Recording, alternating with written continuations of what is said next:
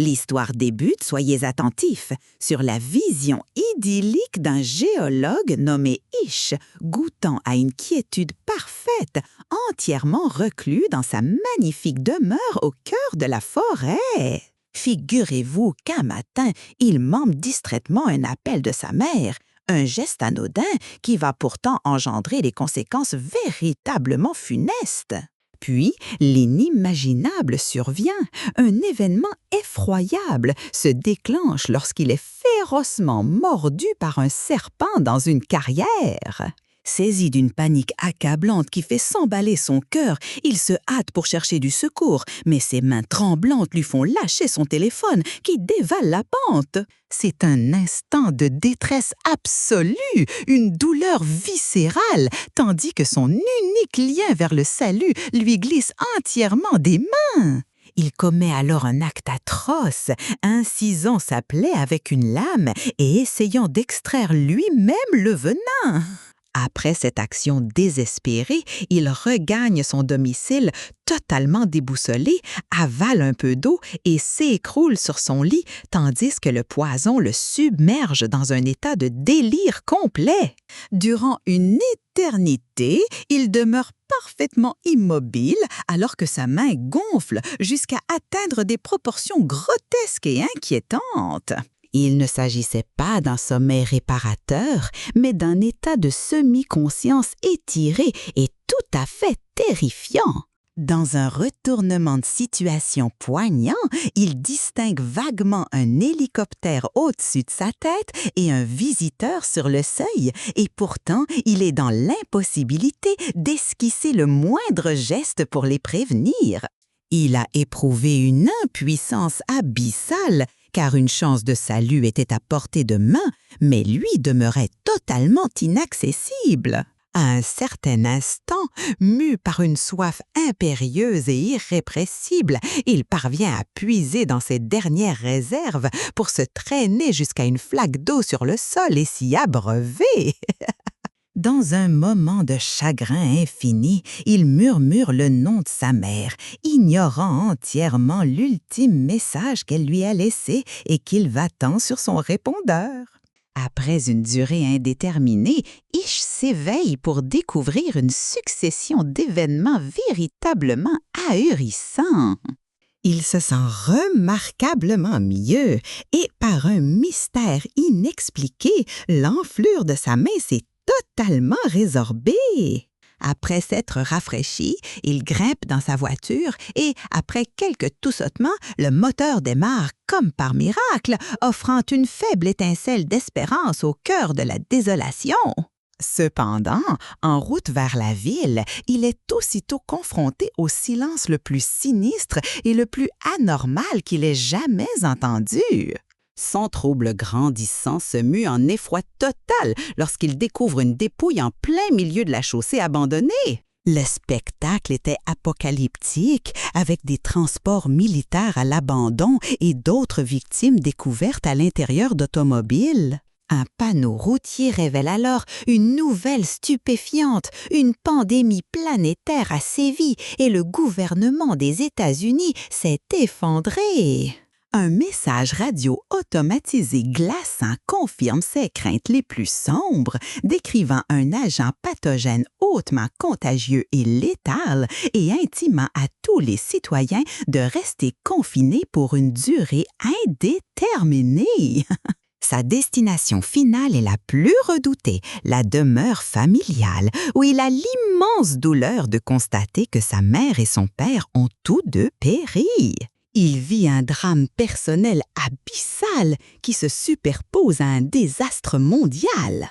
Après avoir inhumé ses parents dans le jardin, il découvre de nombreuses autres dépouilles entassées à l'intérieur de l'église locale. Acceptant que l'existence qu'il connaissait est à jamais révolue, il fait des réserves et se munit d'une arme, mais son départ est aussitôt stoppé par un pont effondré. Dans une ultime et sauvage manifestation de son désespoir et de sa rage, il pousse un hurlement déchirant et se fraye une nouvelle voie incertaine en direction de Las Vegas. Imagine, Ish pénètre dans un Las Vegas plongé dans un silence complètement irréel, une cité spectrale d'une envergure proprement inconcevable. Il explore les casinos et les hôtels délaissés et crois-moi, l'immensité de cette désolation est une vision qui te saisit entièrement. C'est véritablement oppressant. Dans un geste de défi d'un surréalisme saisissant face à l'apocalypse, il s'extirpe de l'abattement qui l'accable pour se prélasser dans un jacuzzi. Plus tard, aspirant à un infime fragment de vie normale, il se dirige vers le bar d'un hôtel pour prendre un verre, et c'est là qu'il est pétrifié par un son complètement imprévu, la voix d'un autre être humain. Sous le coup de la stupeur, son verre lui glisse des doigts et se fracasse, et c'est ainsi qu'il rencontre deux autres rescapés nommés Milton et Anne. Il lui confie leur récit poignant, expliquant qu'ils sont, d'une certaine façon, immunisés et qu'ils étaient à Vegas au moment précis où la civilisation s'est anéantie. Milton sort alors un enregistrement de l'ultime émission gouvernementale qui contient une annonce à te faire frémir. Cette diffusion confirme leur pire cauchemar. Le virus était d'une provenance inconnue, les vaccins s'avéraient parfaitement inefficaces et la société s'était désagrégée avec une célérité tout à fait foudroyante. Cette découverte provoque une vague de regrets si intense chez Ish, car il se remémore que ses parents l'avaient mis en garde contre une pathologie naissante, une mise en garde qu'il avait ignorée avec dédain. Ils prennent alors conscience qu'ils figurent peut-être parmi les ultimes êtres humains subsistant sur cette planète.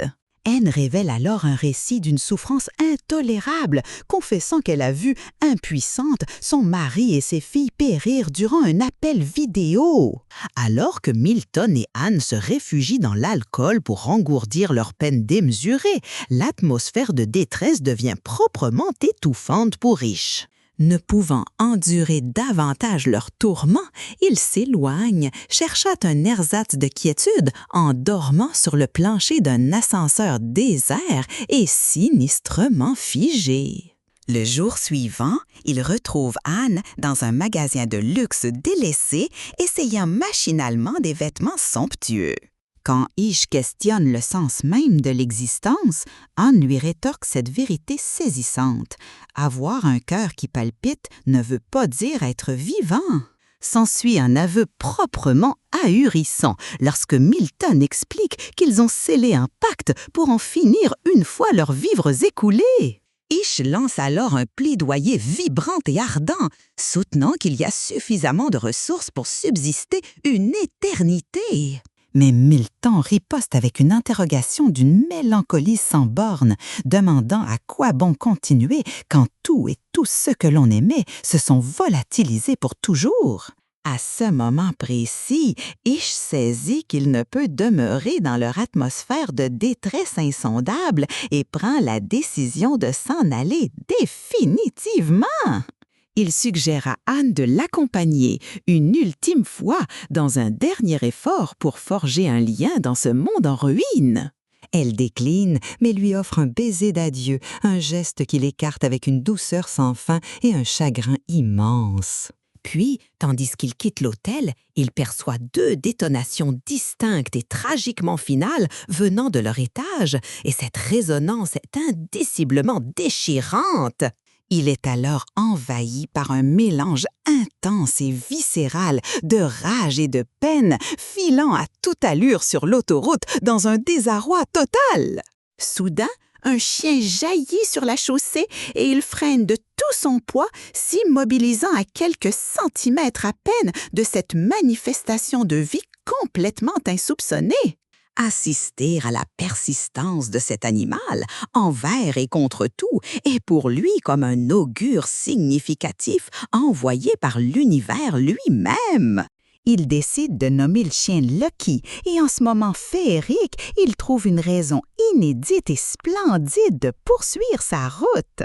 Sa toute première démarche, imaginez un peu, est de se rendre dans une bibliothèque où il compile une montagne de livres précieux sur la survie et l'ingénierie.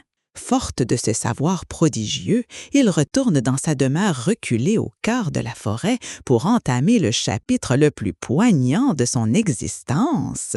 Une année entière s'écoule dans cet univers d'un silence saisissant et Ish, écoutez bien, s'impose une discipline exemplaire pour garder son esprit et son corps affûtés comme une lame. Cependant, un sentiment de solitude oppressant commence à s'installer, le menant à des instants d'une pure agonie, frôlant la démence qui sont si douloureux à concevoir. C'est une vision déchirante, n'est-ce pas, de se le figurer au volant, traçant des cercles infinis et désespérés, un symbole poignant de sa solitude abyssale.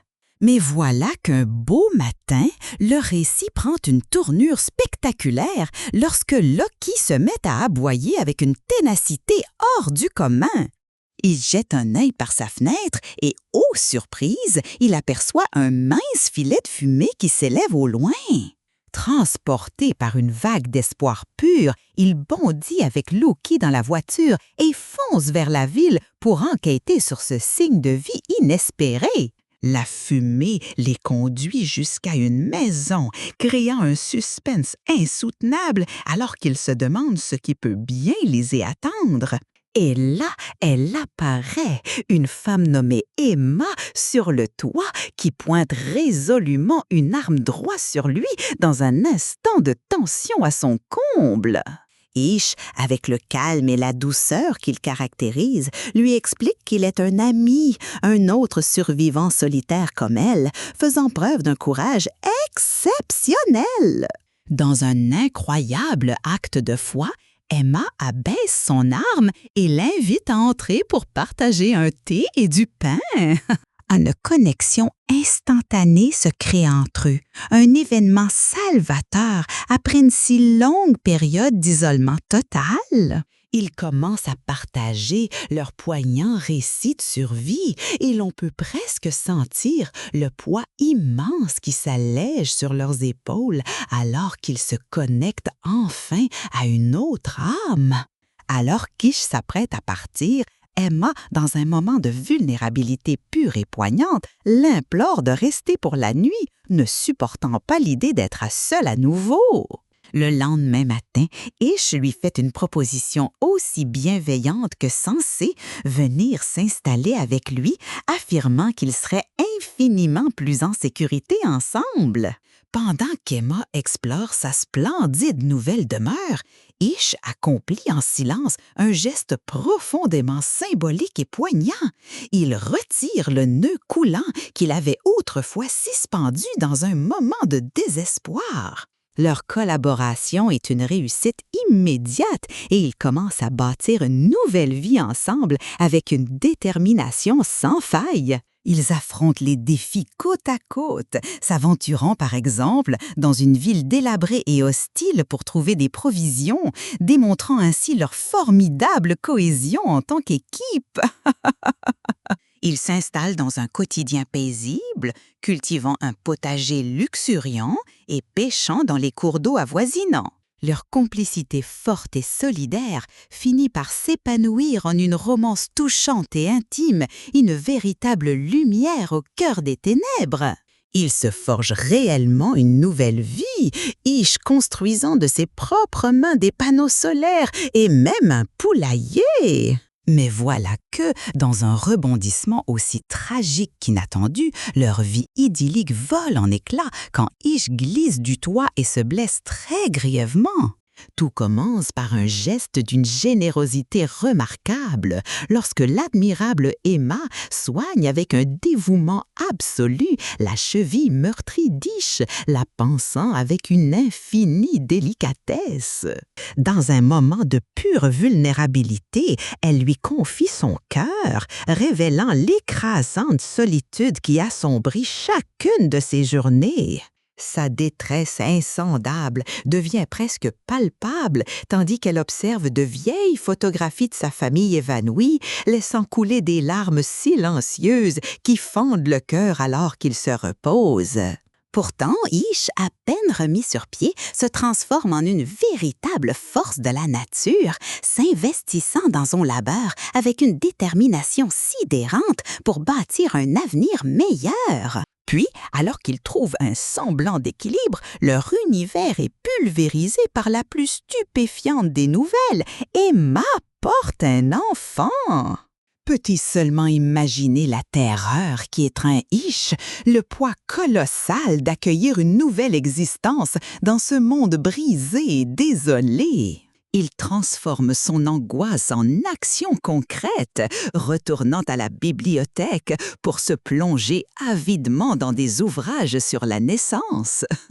Les mois filent dans un tourbillon d'efforts et leur petite ferme se met à prospérer, regorgeant de légumes et d'un joyeux poulailler. Mais l'enfant à naître exige davantage de subsistance, contraignant Ish à prendre la décision crève-cœur d'aller chasser pour la première fois. Il aperçoit un troupeau de bovins et son dilemme moral est si puissant qu'il en devient quasi palpable avant qu'il ne se résolve à l'effroyable nécessité d'ôter une vie. Dans un instant empreint de solennité et de tristesse, il s'adresse à la bête majestueuse alors qu'elle succombe, témoignant d'un respect absolu pour l'existence. Guidé seulement par un manuel, il prépare l'animal, une besogne effroyable mais essentielle à leur survie. Survient alors un instant de triomphe pur et lumineux quand Ish termine l'installation des panneaux solaires, inondant leur foyer d'une énergie nouvelle et prodigieuse. Leur euphorie, toutefois, est sauvagement anéantie par la terrifiante découverte d'Emma, un rongeur d'une taille proprement effarante dans leur cave. La suite est absolument stupéfiante, car ils réalisent avec une horreur croissante qu'il ne s'agissait pas d'un spécimen isolé, mais de l'avant-garde d'une meute colossale. Une colonie de centaines de rats submerge leur demeure, inexorablement attirés par leurs précieuses provisions. S'engage alors une lutte désespérée et acharnée pour leur existence. Ish se précipite vaillamment à l'extérieur, dressant une barrière enflammée avec leurs détritus et les restes de la carcasse dans une tentative ultime pour les repousser. Pendant ce temps, l'extraordinairement courageuse Emma tient sa position, faisant feu sans répit sur le flot incessant de créatures hostiles.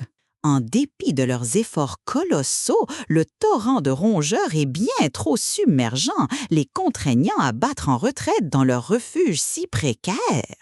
Ils s'affairent dans une précipitation frénétique, condamnant chaque interstice, chaque fenêtre et chaque porte face à la marée grouillante. Au cœur de ce chaos absolu, ils sont foudroyés par une découverte déchirante. Leur compagnon bien-aimé, Lucky, est prisonnier à l'extérieur. Ish prend une décision fulgurante, entr'ouvrant la porte juste assez longtemps pour hisser le chien mal en point à l'intérieur. Quelques-unes de ces abominables créatures s'infiltrent durant le sauvetage et Ish les anéantit avec sa carabine dans un accès de rage protectrice et sauvage. Cette épreuve bouleversante pousse Emma à confier son plus lourd secret. Elle avait donné naissance à 2 filles en pleine santé avant que le monde ne s'effondre. Durant les mois qui suivent, l'invasion de rongeurs diminue à mesure que la population grandissante de chats errants contribue à restaurer un équilibre naturel. Et à l'instant même où ils ouvrent enfin leurs portes, prêts à goûter à leur quiétude retrouvée, l'événement le plus extraordinaire survient, le travail d'Emma commence. Une complication majeure survient lorsqu'ils découvrent que le bébé se présente en siège, une position périlleuse. Puisant dans l'incroyable résilience de son passé, Emma devient un roc de sérénité, guidant les gestes d'Ish avec un calme admirable pour secourir leur enfant. Elle donne naissance sans encombre à une adorable petite fille en pleine santé et dans un élan d'optimisme saisissant, Emma peint l'adresse de leur ancien domicile tel un phare d'espoir invitant au retour. Puis un jour, imaginez, Ish terrassa un lion de la façon la plus surprenante, un acte prodigieux qui mena à une découverte véritablement saisissante. Il aperçut alors une jeune fille farouche cachée dans la forêt, une apparition à la fois énigmatique et émouvante, promise à transformer leur vie pour toujours. Suite à un face-à-face d'une tension extrême, l'étonnante compassion d'Ish parvint à l'apprivoiser et c'est avec une infinie prudence qu'elle le rejoignit dans leur refuge. Cette chère enfant, qu'ils découvrirent se nommer Evie, était lourdement traumatisée, mais la singulière empathie de Maureen gagna progressivement sa confiance grâce à leur peine commune. Une missive révéla l'insupportable calvaire qu'elle avait subi par son propre père, un témoignage poignant de douleur, mais aussi d'une incroyable force intérieure. Dans un magnifique élan de tendresse, cette famille hors du commun intégra Evie parmi eux, juste avant qu'Emma ne mette au monde leur adorable petit garçon Joey. Une année s'écoula et leur existence tranquille fut soudainement perturbée par la venue d'un autre groupe d'individus. Molly, John, Ezra et Rafe arrivèrent, instaurant une tension tangible car Ish éprouvait une profonde méfiance à leur égard. Toutefois, dans un remarquable élan de bienveillance, Emma leur proposa une demeure voisine en signe de bonne volonté. Leur expédition inaugurale pour se ravitailler révéla un contraste frappant de méthode, les nouveaux arrivants faisant preuve d'imprudence, tandis qu'Ish opérait de façon méticuleuse. Molly partit seule explorer un hôpital en quête de médicaments, tandis que Jean, avec un aplomb déconcertant, s'adjugeait une bouteille d'alcool. Ce soir-là, cependant, un moment de pure magie opéra autour d'un feu de camp crépitant, les reliant tous de la plus inattendue des façons. Le chant captivant de Jean et les plaisanteries d'Ezra dissipèrent toute la tension, créant un instant mémorable de camaraderie sincère et profonde. Au fil du temps, les deux clans s'unirent pour ne former qu'une seule et grande famille, et le bonheur de la parentalité sourit à Jean ainsi qu'à Maureen. 14 années plus tard, leur communauté s'était érigée en un symbole éclatant d'espoir et de persévérance face à un monde hostile. Mais c'est alors qu'un drame bouleversant les frappa. Leur chien tant aimé, le vieux Lucky, périt sous la chute d'un arbre lors d'une effroyable tempête. Alors qu'ils étaient encore sous le coup de cette perte terrible, un imposant puma déclencha une attaque sauvage sur les enfants. Faisant preuve d'une bravoure exceptionnelle, Ish se plaça entre le fauve et les plus jeunes, sans la moindre once d'hésitation. La bête le blessa gravement et la scène qui s'ensuivit fut un tourbillon de panique et d'effroi indescriptible. À ce moment de terreur absolue, un événement prodigieux eut lieu. Ivy poussa un cri pour appeler au secours, rompant des années de silence post-traumatique. C'est son hurlement puissant et instinctif qui prévint les adultes, les exhortant à sauver celui-là même qui l'avait jadis recueilli. Et de façon tout à fait stupéfiante, on découvrit que Molly était une ancienne étudiante en médecine. Elle organisa son sauvetage avec une dextérité remarquable, lui préservant la vie envers et contre tout. 17 années plus tard, ils durent affronter une nouvelle épreuve redoutable, une sécheresse implacable qui tarissait leurs réserves d'eau. Alors que tout espoir paraissait anéanti, un homme du nom de Charlie surgit avec son groupe, offrant la solution inespéré de creuser un puits pour la communauté. Dès le départ, toutefois, Ish ressentit un funeste pressentiment face au comportement mielleux, avenant et particulièrement troublant de Charlie. Ses pires craintes se matérialisèrent de la plus vile des manières quand il surprit Charlie agressant Evie une fois le puits terminé. La famille se rassembla à l'écart, le cœur écrasé de chagrin devant la terrible évidence que cet individu représentait un danger de mort pour chacun d'eux. Ils arrivèrent à une conclusion funeste, mais totalement inévitable. Charlie était beaucoup trop dangereux pour être libéré et devait purement et simplement être neutralisé. Suite à un vote éprouvant et crève-cœur, Ish fit face à cet homme abject qui rejeta l'idée de quitter leur refuge avec un dédain et une démence effarants. Alors que la famille entière se tenait soudée tel un seul bloc, Ish accomplit l'acte de justice final et inéluctable, terrassant Charlie d'un coup de marteau en un geste ultime de protection. Oh, le tourment qu'Ish endure après avoir été contraint de prendre la vie de Charlie est un poids absolument déchirant et lancinant. Il nettoie compulsivement le marteau, cet outil qui dispensait l'eau vitale avant d'infliger une conclusion, hélas, inévitable. Il doit alors annoncer aux proches de Charlie qu'il est simplement parti, un mensonge terriblement éprouvant pour préserver leur vulnérable communauté. C'est alors que Perry révèle qu'elle aussi fut l'une des victimes de Charlie et son sentiment de soulagement est d'une clarté saisissante. Le groupe prend alors la décision crève-cœur d'exiler un partisan nommé Silas pour sa complicité dans ces méfaits innommables. Imaginez, 2 décennies s'écoulent, le monde se régénère enfin et une ère nouvelle, magnifique et pleine d'optimisme voit le jour.